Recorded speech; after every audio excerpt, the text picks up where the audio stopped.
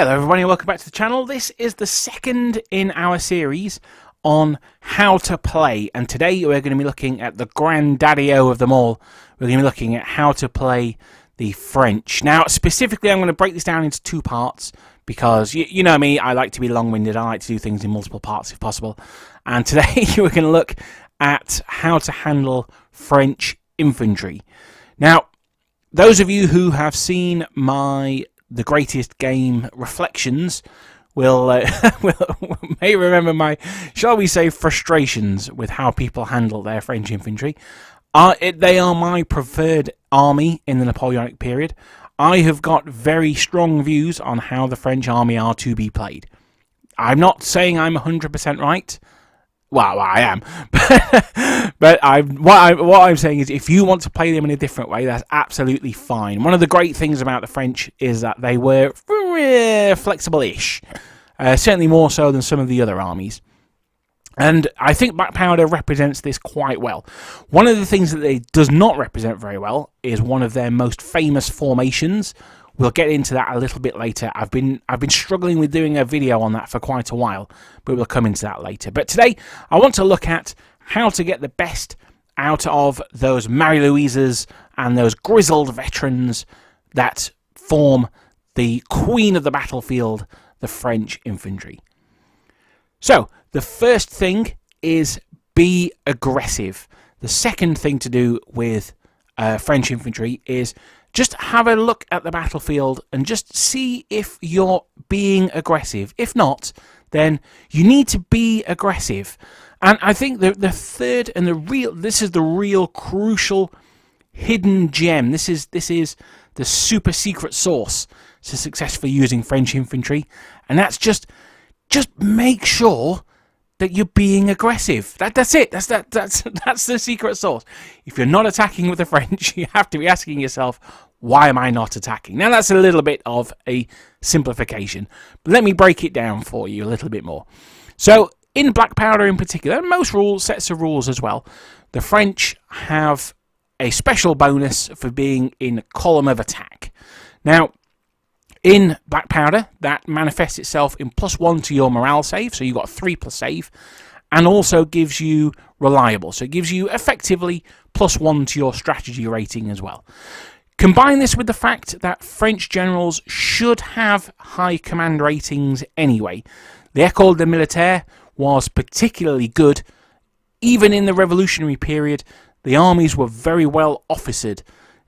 I mean, you can say something like the Prussians or the Austrians were well officered, certainly more so than the Russians, but nowhere near to the standard of the French. And that was particularly the case after 1804, after the training camps at Bologna, where exercises were conducted at company level right up to corps level. So the French officers, your absolute minimum should be strategy rating 7, and you possibly 8, possibly even 9. So that means that by the time you've added the +1 for being in column of attack, +1 for the Padicharge special rule, a quick side note here, these special rules and all the special rules I'll be talking about in this series, they're all in the supplements. I cannot recommend buying them highly enough. So the Padicharge is a rule in the supplements which gives the French an extra +1 to their strategy rating if they're in attack column. So that means that an average French general, or even a poor French general at strategy rating 7, he's commanding his infantry on a 9. Now, the average number, I should say, for 2 dice added together is 7. So that means that on average, a French general will be getting 2 moves out of his infantry battalions. Moving 12 inches per move, that's 24 inches. That is fast. Anyone who's seen the battle report I did, the Battle of San Cristobal, which was the 2 starter armies, the British and the French facing off against each other, the sheer speed of the French army is something that really needs to be held in awe, especially in that case as they were on a road as well for the extra +1. So not only do I say the French can attack, I say that the French should attack. They've got the tools to be able to do it successfully. They've got the extra save, which gives them a 3+, and they've got the strategy rating bonuses that lead them to be able to reliably move forward. It's not always the case, of course, but it does mean that they can reliably move. I mean, they'll always be able to move one, even if you fail the roll, because they're in that column of attack. So the steamroller of the French is always going forward. Now, the second part of this is that the French should also have the numbers. The sort of military thinking is that you should only attack a defended obstacle if you have a 3-to-1 advantage. Now, the French should probably have maybe not 3-to-1, but certainly 2-to-1, maybe 2.5-to-1 advantage. A French battalion had a French regiment rather had 3 battalions early on, rising up to 6, 7, 8 sometimes by 1815. So if you've got the 50th regiment of the French line against the 50th regiment of British infantry, well, there should be 3 battalions in the French and only 1 for the dirty 500. So you're already outnumbering them 3-to-1. That first volley that the British put out, that'll probably disorder, possibly even decimate that front column. The second column comes in, they'll probably fight each other to a standstill, and then the third column comes in and delivers the knockout punch. So that's why the French should always be moving forward. They need to make the most out of their numerical advantage. If you sit back and the British sit back, I'm using the British as an example here, if the British sit back, you have that exchange of musketry, well, the Brits are going to win eventually because you can only get so many troops firing at once. You're playing to their strengths there by being 1-to-1. Then when you charge, they've still got their steady line. They'll countercharge and break you. Also, look at the scenario as well. If it's just a meeting engagement, then the French can assault on that. They can be the aggressor. If it's one where the French are attacking, say, the British or the Russians, obviously they're going to have to be aggressive in that one. But even when you're defending, that doesn't mean that you just have to sit back in lines. This is the Napoleonic era. This isn't the 7 Years' War. Even when you're defending, you can have those units in line along that ridge or wherever you want them, defending that area. But you need a counter punch. You need those columns back to help you out. And that comes into the point I mentioned earlier on about one of their more famous formations that doesn't quite work in Black Powder for me. And that is l'ordre mixte. So that was where you had 2 lines of infantry, usually 2 battalions in line. And on either end, you had battalions in attack column. It doesn't work very well in Black Powder. I want to do a whole separate video on that. But at the moment, it's not terrible. It's just not great. It's not as flexible as it should be. The whole point of it is that it's flexible. So you can, there's historical precedence for having troops in line, but still having a reserve in attack column. And remember that even in his most successful battle, the Battle of Austerlitz, Napoleon would rather have his troops attack the Pratzen Heights than defend them. I mean, it's a little bit more complicated than that, but the basic gist of it is he was happy with his army on the attack rather than on the defensive. Something like the Battle of Valmy was obviously a very defensive one, where the French were in line there, so, they did fight them. But then you look at later on under the Empire, things like even Aspern-Essling, which was a very defensive battle, had counterattacks from the Young Guard to the south of Essling. So, I think it's justifiable to say that the French, even when defending, should have at least some of their units in attack column. This is giving you the bonus in the rules, as I said. It gives you a bonus save, and it gives you the bonus to your command values as well. Highly, highly recommended. Now, it's all well and good, me saying that you need to be aggressive with them. What does that look like? Well, it looks like having multiple units that can take over from each other. It's called redundancy. So the idea there is that if you've got 3 columns line abreast, so you've got 1st Battalion, 2nd Battalion, 3rd Battalion, if the enemy fires at the 1st Battalion, maybe they cause a casualty, maybe not, but say they disorder the first one. Well, then the 2nd and 3rd Battalions can move in. Maybe they disorder the 2nd Battalion, then the 3rd Battalion can get into charge. Now, one of the key things that was vital to the success of the French was to have skirmishers out in front of their units. So make sure that your voltigeurs and your light companies are out in front of your units to give you that -1 to hit. Now, I may actually have been playing black powder wrong in my entire black powder career, which is possible. Don't get me wrong, by saying that the targets that if you're in attack column, the opponent gets +1 to hit. Now, that might actually be wrong. It might only be for artillery. Someone pointed this out on one of my videos the other day. I've been checking it, and I'm like, So that would mean that your columns are being hit on, maybe not. Maybe they do get the +1 to be hit, but they'll still be getting hit on 4s. If they don't get the +1 to hit, then they're being hit on 5s, which is absolutely massive. That's a 2-point swing. Not only are you being hit 1 less, but you're getting +1 to your save as well. That might go some way to why I've not had as much success with the French as I think I should. I mean, it could just be because I'm crap as well. So that's that's an interesting thing there, development. Anyone got any further on that? Let me know down in the comments below. Most rules give you a bonus for firing at attack columns. But yeah, so if you've got them in line abreast, then that's really good. The other alternative is to have 2 up, 1 back, or 2 up. 1 up, 2 back. These are quite modern formations for usually a unit, say a platoon, will have 1 section up, 2 sections back, or 2 up, 1 back, whichever, however aggressive you want to be.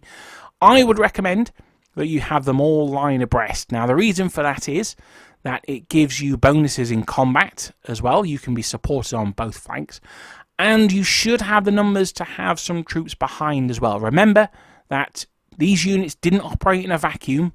A regiment, usually of 3 battalions, would be part of an infantry brigade, which would have 3 more battalions behind them. Now, one of the differences between the French units is you've got French line and you've got French light. Which one would I have at the front? Doesn't really matter. I'd be tempted to have the light at the front because they have sharpshooter, which means they can reroll 1 miss. Now, when you're in attack column, you only have 1 dice to fire with anyway, and it means that you can re-roll that 1 dice.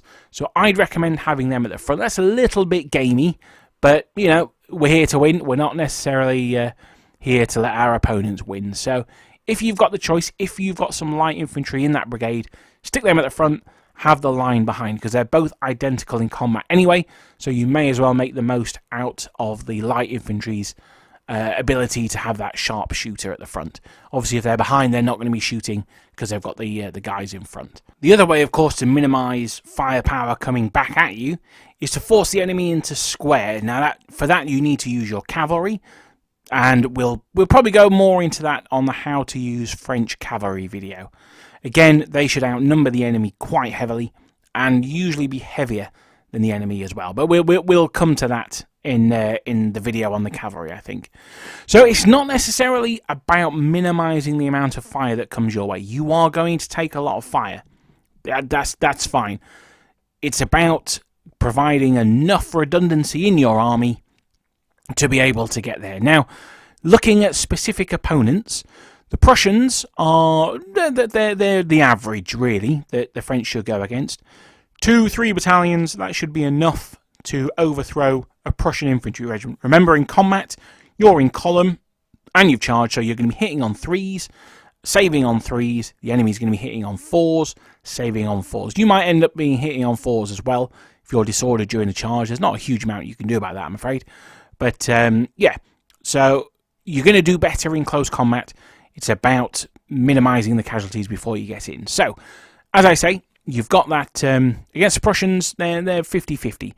The Russians, they're an interesting one. I'm going to come to the Russians in a minute because I might go back on exactly what I've just said when it comes to the Russians. The British, you absolutely need to get into combat with the British. Now, the British are very, very tough to beat. Not only have they got spectacular shooting, they also have steady line as well, which means that they countercharge when you charge them. It's horrendous. I'll be doing a lot more about the Brits when I get to them, but basically they should always be saving their steady line. They should ignore the +1 to hit with the closing fire. They should get the +1 to hit on the charge because it's double the effectiveness. So the British are very tough. You're going to need at least 3 battalions to defeat a British battalion. I would suggest the first one will get defeated by the musketry. The second one will be defeated by a combination of musketry and close combat, and they should hopefully sufficiently weaken the British so that the 3rd Battalion can go in and finish the job. Even with 3 battalions, I would certainly not say it's in the bag. The British are a very, very tough opponent, as is historically accurate, so you might want to use the full regiment, the full 3 battalions, to go in against that British one. And the same is true with the Austrians. The Austrians are an interesting one. They don't have the special rules that make them good. They have the humongous regiments that make them good, or humongous battalions, I should say. So you'll lose the first one through firing, almost definitely. The second one's going to really struggle. They've got those 4 firing dice, 5 if they're double shotting, which they can do with closing fire. Then they're going to have up to 8 dice against them in close combat as well. The 2nd Battalion is looking a bit dodgy as well. It needs the 3rd Battalion. The other thing that you can do with them, and it's the same with the British, is use your cavalry. It's vital that you use your cavalry in support of the infantry. Again, I'm going to get more into that in the cavalry video, but you need to minimise the amount of attacks the Austrians can throw at you. Now the Russians, now this is an interesting one. I've said be aggressive, get your troops in attack column, attack in attack column, don't dick about forming into line, just throw them straight in. A lot of people I've heard say they don't like this. They think it's like ancients with muskets. Well, yeah, it is, basically. By the time you get to 1815, even 1812, 13 in the peninsula, it is ancients with muskets. You're just throwing that phalanx in as much as you can. Now, historically, there's been some debate about whether the attack column would form line, fire, and then charge. Well, that's what you want to do against the Russians. I know it's rather counterintuitive from what I've said earlier on, but you've got the strategy rating to do it. Remember, on average, you're going to do 2 moves. So you can move forward and form line. You're still going to be able to fire. You can't do 3 in fire under the Clash of Eagle rules, but you can do 2. I would make it you're -1 to hit, but that's not the rules at the moment. The rules are you move and you can form line and then still fire. That's what I'd do against the Russians. The reason being, they are -1 to hit at long range. So you want to make sure that you're out of charge range. I would have them like 12.5 inches away or 13 inches away, and I would be blasting away at those Russians. The Russians are not only better than you in close combat because they have tough fighter, but they're worse than you at shooting. So that would maximise, max your meal, as my friend calls it, and that would allow you to have a bit of a musketry duel with the Russians. Now, there was a saying that the Russians were so stubborn you had to shoot them and then bayonet them to make them fall over. And that's the tactics I would recommend against the Russians.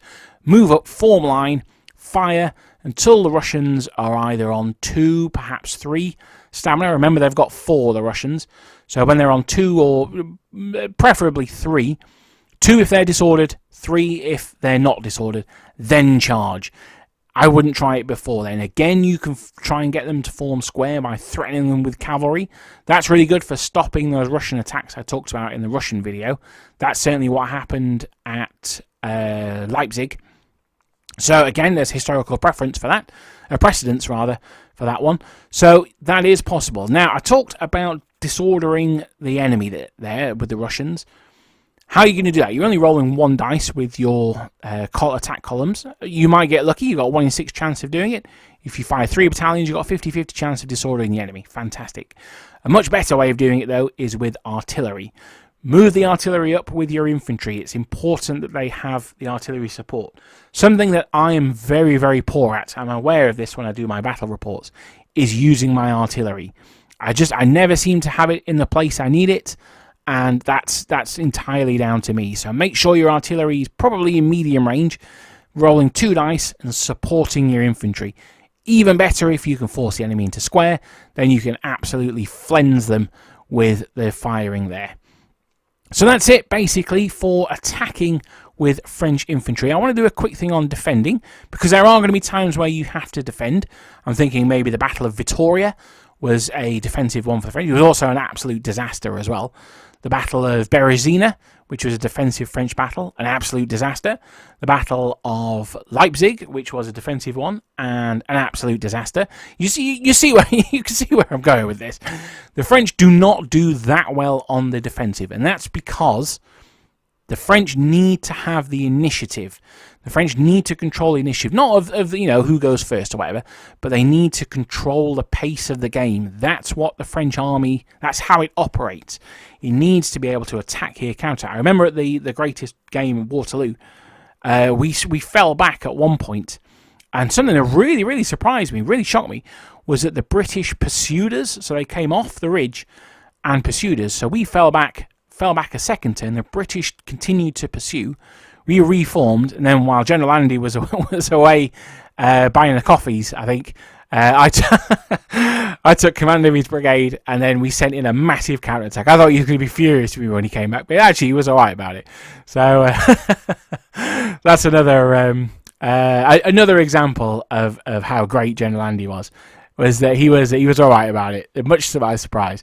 But what that allowed us to do is we pulled back. The British took the initiative by pursuing us. What I saw that we needed to do was we needed to regain the initiative. We couldn't keep pulling back. We had to wrestle the initiative from the enemy, and that's exactly what we did. And we smashed a couple of those battalions as well. Unfortunately, we then had to fall back further, but you can see the whole details on my reflections on the greatest game. But it's an example of how you need to keep the initiative. If you allow the enemy to sit back and pound you with artillery, particularly if you're against the Russians, they've got those 20-pound Lycorn guns, which are horrifying. Or if you allow them just to use their weight of numbers or their skill at arms just to wear you down, that's going to be no good for the French. You can do that in maybe built-up areas for a limited amount of time, but you can't do it forever. It's absolutely fine to have that defended strong point, to say, this is going to hold out, this is going to stop the counterattack. But you need to do that while you prepare your own counterattack. That's not going to win you the battle, even if the objective is that the French player has to defend area X. The best way of defending it for the French is to fight the battle in the opponent's deployment zone. That way, that area is super defended because the enemy's nowhere near it. You can hold on. We saw in the Battle of Fuentes de Honor, which is one of the first battle reports I did, how good the Scots were at holding a village. Again, that tough fighter really helps them out, and it means that the enemy can't use their numerical superiority. What you as the French player need to do is maximise your numerical superiority, and the best way of doing that is to attack. So even on the defence, I would strongly recommend you send your battalions out there, you get attacking. So that's basically it for the French infantry. I wanted to try and make this under half an hour, and I think I've just about managed that. Joking aside, I want to sum up the main points here. So the first one is, and it's a bit of a meme, I joked about it at the beginning of the video, but seriously, be aggressive.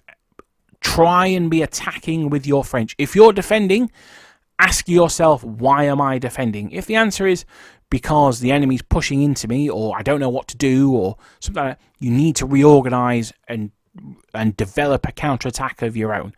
The second thing is make sure you make the most of your special rules, because the British player certainly will, and the Russian player certainly will. So make sure you're using that +1, that additional +1 strategy rating for being in column of attack, for a total of +2. Make sure that your generals are minimum strategy rating 7, and make sure that you're using the extra save from being in column of attack as well. Even if you're not attacking, even if you just stood around, make sure you get that extra save from column of attack. So those are the 3 points that I wanted to make. Thank you very much for watching. I hope you've seen. No, you won't have seen yet, because this is going to come out before the first one. But I'm doing a series of midweek videos, so keep an eye out on Wednesday. They're going to be super short blasts. They're only going to be 5, maybe 10 minutes at the most. And they're just for ideas and topics and things like that don't deserve a video on their own. I might do one on Lord of Mixed, might be one of these midweek videos. What we're starting off with, though, is a new series on how to kit bash existing minis to make new ones. Now, I've ordered some figures to use for this video. They may not arrive in time, so if they don't, then I might have to shuffle the order around a little bit. And the second video might have to be the first one. But don't worry about that. That's all back-end stuff. You don't need to worry about that. But hopefully the first one will be out this Wednesday. I'm also going to be folding Napoleonic news into Wednesdays as well. So I hope that's going to be more of a permanent fixture. I know I said in 2020 I wanted to make that more of a permanent fixture, but in 2021 I'm hoping that it absolutely will be. So thank you very much for listening. That's the end of the infantry side of the video. I'll be doing the cavalry one very shortly to go with it. I'm still aware that we're due the Prussian video to come and the second part of the Brunswick video. I'm really looking forward to those. Thank you so much for the response to the Brunswick video. It's been really, I'm really thankful for how positive people have been about it. But thank you very much for listening, and I'll see you in the next one. Goodbye.